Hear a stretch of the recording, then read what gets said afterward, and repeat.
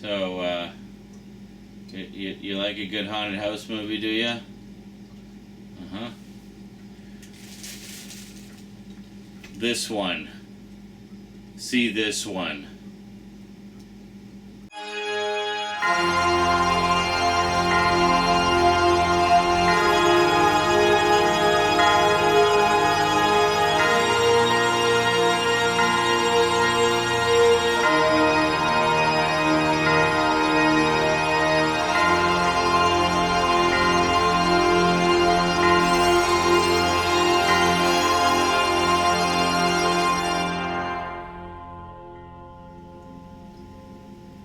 Welcome back. Well, when I did my twofer talking about Insidious and Insidious Chapter 2, a lot of you, and I mean a lot of you, like almost a solid 2/3 of the comments, said I should check out this one, The Conjuring. Now, I didn't know anything about it. I think I had vaguely heard of the title, but holy guacamole, Batman. That is easily one of the best haunted house movies I have seen in a very long time.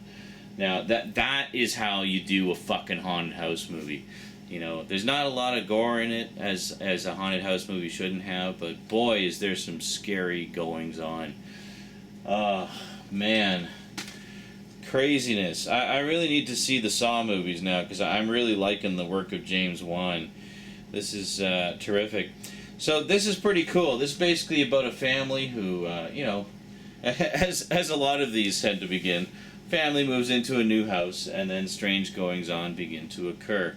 Parallel to that, we're also learning a bit about the story of Ed and Lorraine Warren, who were very, very famous paranormal investigators in real life.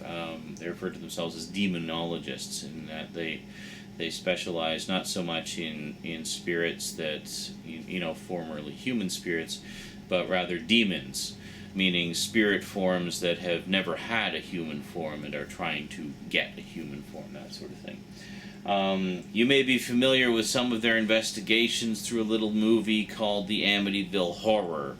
Yes, The Amityville Horror was actually based on one of their real-life investigations, and The Conjuring is based on another one of their real-life investigations. I think that's one of the things that makes it so scary. I mean, obviously there needs to be a certain level of belief in the supernatural in order for these types of movies to be effective. I don't know that I so much believe in the supernatural in the traditional sense, in that, like, ooh, it's ghosts.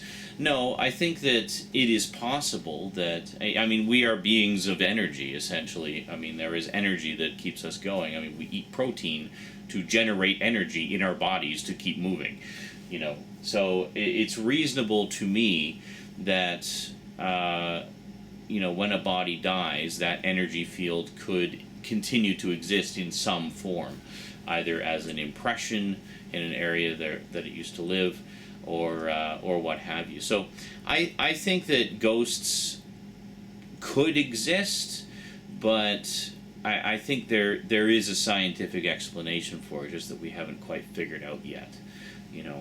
There just seems to be too many stories and too many accounts to just dismiss it out of hand. To me, it just seems like there's just too many people who have had strange experiences of that nature that I just can't dismiss it. Now, that said, I really enjoy haunted house movies, and I get a lot out of them. I did have a few comments. I've been posting on Facebook just as I've been watching these movies, but not really saying much about them at the time, other than, ooh, I liked that one, video forthcoming, or that was okay, or what have you. So far, I've actually been doing pretty good as far as the Halloween selections go. I really haven't been disappointed in anything yet. I've got, but mind you, I have the taste of a Big Mac when it comes to being discerning about my viewing choices. I will generally find some good in even the biggest shit fest. But yeah, I'm just kind of going off on a tangent now. Anyway, The Conjuring, excellent haunted house movie. I definitely want to check out. There's been movies based on other investigations of the Warrens. There's one called The Haunted which was adapted into a TV movie, and that's one that I really want to check out. There's a couple other ones too. I can't remember. I'll have to look them up. But the Amityville Horror is easily the most famous one. So this one, essentially, we have a family that moves into a house, and strange goings-on ensue.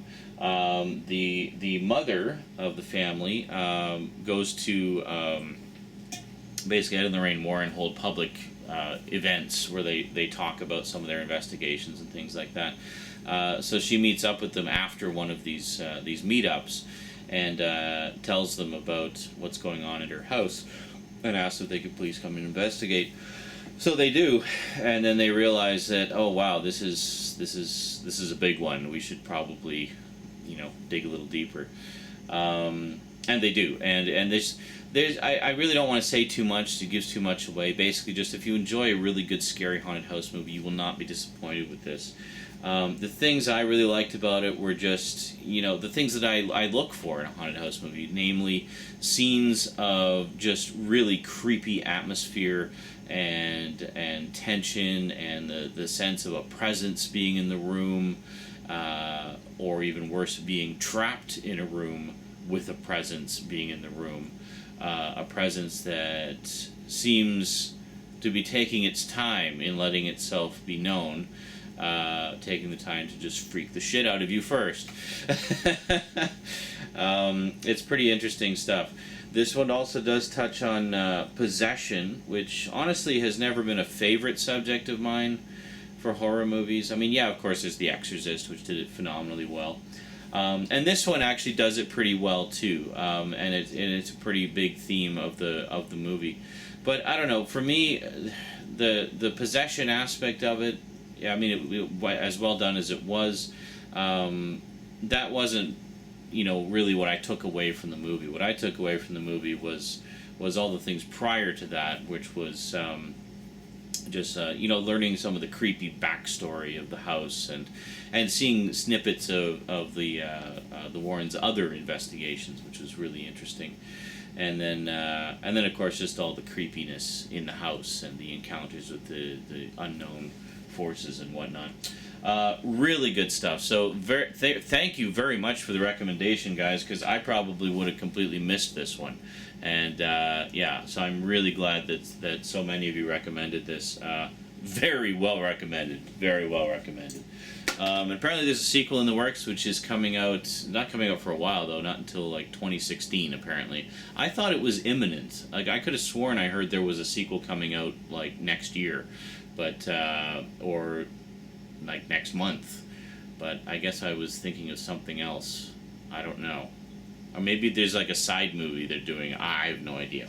But anyway, definitely we'll be checking out the sequel when it comes out. Yeah. All right. So special features. We've actually got some pretty good stuff on here. We've got The Conjuring, Face to Face with Terror. Relive the real-life horror as the Perron family comes together to reflect back on the farmhouse they shared with diabolical spirits for nearly a decade. So that's a featurette that actually interviews the actual family that experienced these events in that the Warrens originally investigated. A Life in Demonology. The real demonologists and paranormal experts from The Conjuring take you inside their life's work and into their personal occult cellar, where they keep haunted and unholy relics from their many cases. And Scaring the Shit Out of You. Director James Wan, Saw and Insidious, welcomes you into his world and gives an inside look at the secrets that scare the shit out of moviegoers time and time again. There was something similar to that on I believe it was the first Insidious Blu-ray, where there was an extended interview with James Wan where he talked about just sort of the different horror movie techniques that he likes to use and the things that he finds effective, and sort of what his philosophies are when approaching a horror project. Really interesting, very very energetic and personable guy. Just a joy to listen to, sort of what his take on horror is and what he likes to do. Yeah, I mean, so far I'm really enjoying his stuff, so I definitely look forward to checking out the Saw movies. Now, I know that I've heard countless times the Saw movies get worse as they go, but whatever. I mean, the same can be said for most series that just kind of go on for too long. But that said, I do look forward to checking them out anyway. I'm sure I will find plenty of goods to enjoy. You know what? I'm probably going to end up enjoying all of them in some way, just because I tend to be like that. Like, for example, the Nightmare on Elm Street movies. I enjoy all the Nightmare on Elm Street movies in some way.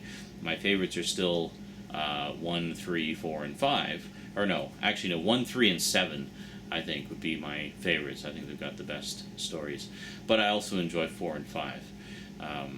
But we'll get into that another time. Anyway, well recommended, guys. Loved it. Scared the shit out of me. Had trouble sleeping that night. Well done. That's what I want. More, please. Alrighty, that is it for me to you for now. So go scare the shit out of yourselves with The Conjuring. If you thought Insidious was scary, honestly, you ain't seen nothing yet. I mean, Insidious is pretty scary, but this, honestly, this takes it to a whole new level. And the fact that it's based on a true story just makes it even scarier. So, enjoy. Pleasant dreams, everyone. Alrighty, we'll talk to you next time. Until then, sayonara.